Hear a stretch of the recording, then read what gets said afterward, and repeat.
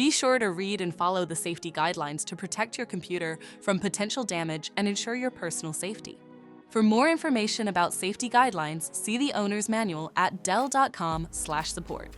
Before you begin, turn off the computer and disconnect all the attached peripherals. To remove the fan, turn the laptop over and loosen the screws on the bottom cover. Carefully remove the cover. Disconnect and remove the battery. Find the fan, disconnect its cable, and remove the screws holding it. Lift and remove the fan.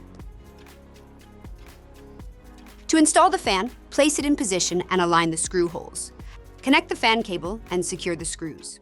Reinstall the battery, connect its cable, and put the bottom cover back on, tightening the screws to finish.